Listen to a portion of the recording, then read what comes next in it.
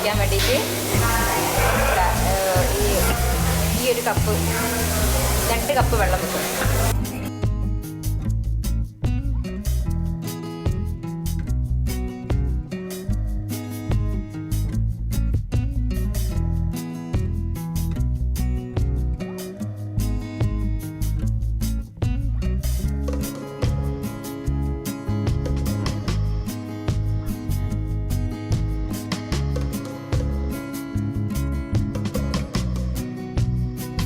ശരിക്കും പറഞ്ഞെങ്കിൽ അച്ഛൻ പണ്ട് പോസ്റ്റ്മാൻ ആയിരുന്നു.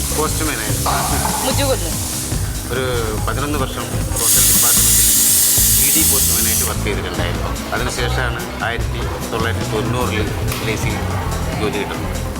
ഇപ്പം LIC എടപ്പാൾ ബ്രാഞ്ചിൽ അസിസ്റ്റന്റ് അഡ്മിനിസ്ട്രേറ്റീവ് ഓഫീസറായിട്ട് ജോലി ചെയ്യുന്നു. അപ്പം അന്ന് തൊട്ട് നടത്തം ഒരു ശീലമാണ്. ശരിക്കും കൊയിലാണ്ടി തൊട്ട് ശബരിമല വരെ അച്ഛൻ നടന്നു പോയിട്ടുണ്ട്. അതൊരു ഞെട്ടിക്കുന്ന വാർത്തയല്ലേ, നമ്മൾ കേൾക്കുമ്പോൾ തന്നെ ഒന്ന് ആലോചിച്ച് നോക്ക്. കൊയിലാണ്ടി തൊട്ട് ശബരിമല വരെ. കൊയിലാണ്ടി നെല്ലിയാടിക്കടവിൽ എൻ്റെ വീട്ടിൽ നിന്ന് നടന്നു അതെ ശബരിമല വരെ 14 ദിവസം. അത് വലിയൊരു അനുഭവമായിരുന്നു. ഇനിയും ഒരു പ്രാവശ്യവും കൂടി പോകണം എന്ന് ആഗ്രഹമുണ്ട്. അപ്പോൾ ഈ വെള്ളം തിളച്ചു, അതിലേക്ക് ഇതാ 1 കപ്പ്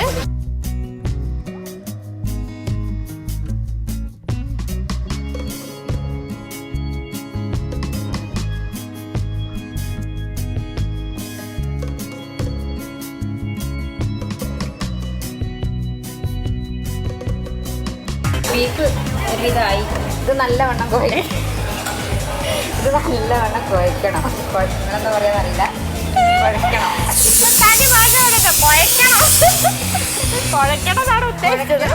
ഒരു മിനിറ്റ്, ഇതാ വിസിൽ വന്നു. നമുക്കൊരു മതിയല്ലേ, ഓഫാക്കണം. നമുക്ക് വേണേൽ പിന്നെ കുക്കി കൊടുക്കാം. വെയിറ്റിനൊക്കെ അടിച്ച് പച്ചമാക്കുന്നുണ്ട്. ഇതൊന്നും നിങ്ങൾ വീട്ടിൽ ചെയ്യാതിരിക്കരുത്, റിസ്ക് ആണ്. നമുക്ക് ഈ ചോറിനെയും എടുത്ത് മാറ്റിയേക്കാം. എന്റെ പൊന്നെ അച്ഛാ,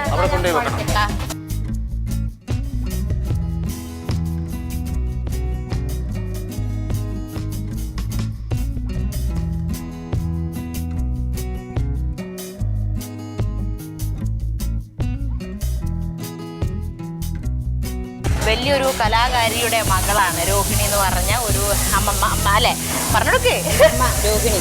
അതായത് വലിയൊരു നാടക നടിയായിരുന്നു. അച്ഛൻ ഈ ശിവദാസൻ വലിയൊരു നാടക ബുക്കിംഗ് ഏജന്റാണ്. അപ്പോൾ അമ്മയ്ക്ക് ആ കല കുറച്ച് കിട്ടിയിട്ടുണ്ട്. കൂടുതൽ എനിക്കാട്ടോ കിട്ടിയത്, കുറച്ചും കിട്ടിയിട്ടില്ല. ഇതൊക്കെ തന്നെ മുഴുവൻ കൊടുത്തത് അല്ല. അപ്പോൾ ഇത് കുഴക്കുന്ന സമയത്ത് ഒരു 2 വരി പാട്ട് പാടാൻ എനിക്കറിയില്ല. ഞാൻ എനിക്ക് 2 ചെറിയ പേരക്കുട്ടികളുണ്ട്. അവരെ മനസ്സിൽ വിചാരിച്ചുകൊണ്ട് ഞാൻ എപ്പോഴും ഇങ്ങനെ പാടും. എന്താണ്? നെഞ്ചിനുള്ളിൽ കാറ്റടിക്കുന്ന കൂടെ എനിക്കുണ്ട്, ആ കൂട്ടിനുള്ളിൽ 2 പൈതങ്ങളുണ്ട്. ഒന്നുകൂടെ പഠിക്കാം. നെഞ്ചിനുള്ളിൽ കാറ്റടിക്കുന്ന കൂടെ എനിക്കുണ്ട്, ആ കൂട്ടിനുള്ളിൽ 2 പൈതങ്ങളുണ്ട്, ആ പൈതങ്ങൾക്ക് താലിക്കെട്ടുണ്ട്. ആരാണിവരാരാണ്, നെഞ്ചിനുള്ളിൽ കാറ്റടിക്കുന്ന കൂടെ എനിക്കുണ്ട്, ആ കൂട്ടിനുള്ളിൽ 2 പൈതങ്ങളുണ്ട്. അതാണ് ഞാൻ എപ്പോഴും മക്കൾ വന്നേനെ. ഞങ്ങളെ പൈതങ്ങൾക്ക് കെട്ടുപുറം എത്തിയതാണ് പറഞ്ഞത്. 2 1 വയസ്സായിട്ടേ ഉള്ളൂ. 2 പേരക്കുട്ടികളുണ്ട് എനിക്ക്. അതാണ് എൻ്റെ ഏറ്റവും വലിയ ഇപ്പോഴത്തെ സന്തോഷം.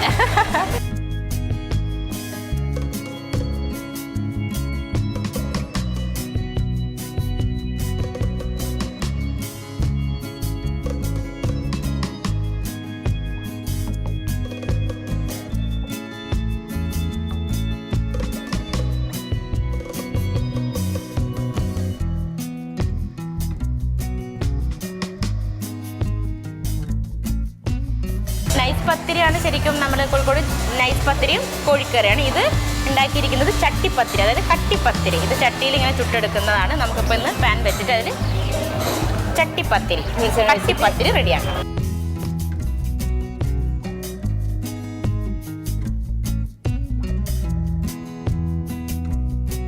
അപ്പോൾ നമ്മൾ രണ്ടാമത്തെ ഐറ്റം ചിക്കൻ വറുത്തരച്ച് വെക്കുന്ന ഒരു കറിയാണ്.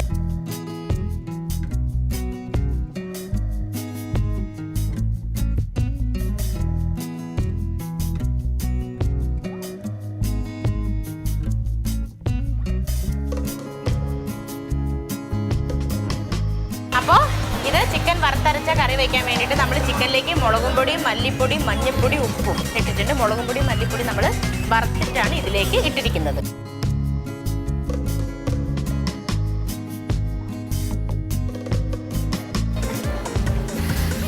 അയ്യോ എന്തൊക്കെയാണ് ഇവിടെ അച്ഛനും അമ്മയും മോളും കൂടി തകർക്കുന്നത്. ഇതിപ്പോ തേങ്ങ വറുത്തരച്ച ഇറച്ചിക്കറിയാണ് ഉദ്ദേശിച്ചത്. ഒന്നും ആയിട്ടില്ല, വെക്കാൻ തുടങ്ങാൻ പോണേ ഉള്ളൂ. ഇത് കട്ടിപ്പത്തിരി, കട്ടിപ്പത്തിരി, ചട്ടിപ്പത്തിരി, അങ്ങനെ പല ഇത് കട്ടിപ്പത്തിരി. ഇത്തരം പത്തിരി ഞാൻ കഴിച്ചിട്ടുണ്ട്. ചാവക്കാട് അടുത്തൊരു ഹോട്ടലിൽ അവരുടെ സ്പെഷ്യലാണ് അത്. നിങ്ങൾ ആ ഭാഗത്തൊക്കെ അല്ലേ മറ്റേ അല്ലേ മലബാർ നൈസ് പത്തിരി നൈസ് പത്തിരി നന്നായിട്ടുണ്ടാകും. നമുക്ക് കട്ടിപ്പത്തിരിക്ക് അതാകുമ്പോൾ ഇങ്ങനെ കൈ കൊണ്ടാണ് ഇത്. മനസ്സിലായി. അപ്പൊ ഇനി എന്തൊക്കെ ഉണ്ടാവും ഇവിടെ? ഇനി അതായത് ചട്ടിപ്പത്തിരി, തേങ്ങ വറുത്തരച്ച ഇറച്ചിക്കറി, പിന്നെ ചോറ്, ബീഫ് പുരട്ടിയത്, പിന്നെ സാമ്പാർ, പിന്നെ നത്തോലി പീര, അതിലൊരു വേറൊരു വെറൈറ്റി രീതിയിലൊരു പൊരിക്കലുണ്ട്. അയല സാധാരണ പൊരിക്കുന്നത് അത് നീലേശ്വരക്കാർ വെക്കുന്നത്. അവിടെ വെക്കുന്നതാണ്. അച്ഛൻ LIC രണ്ട് ട്രാൻസ്ഫർ കിട്ടുമ്പോൾ ഓരോ സ്ഥലത്തും പോകുമല്ലോ.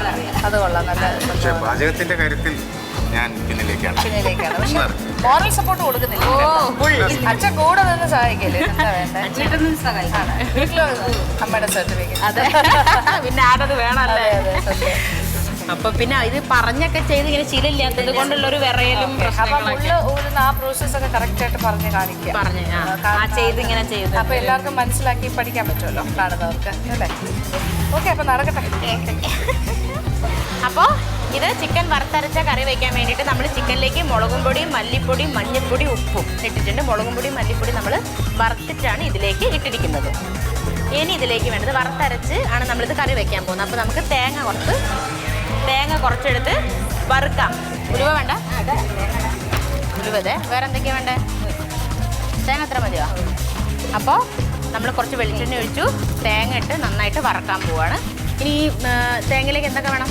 തേങ്ങയിലേക്ക് ശകലം എന്താ പറയുക ഉലുവ,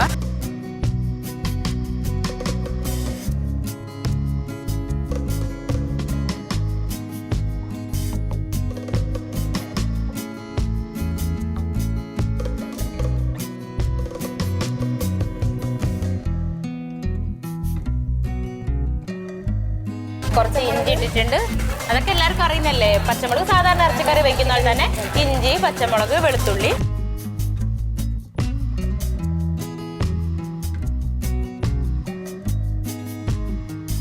ഞാനിവിടുന്ന് അതിൻ്റെ അവളവിടുന്ന് വറുക്കുമ്പോഴത്തേക്ക് ഞാനിവിടുന്ന് കറിവേപ്പിലിട്ട്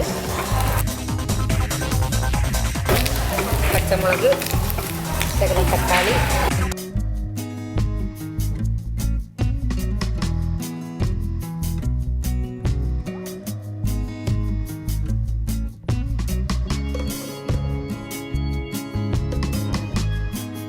ഇതിനകത്തേക്ക് ഞാൻ ശകലം വെളിച്ചെണ്ണ ഒഴിച്ച്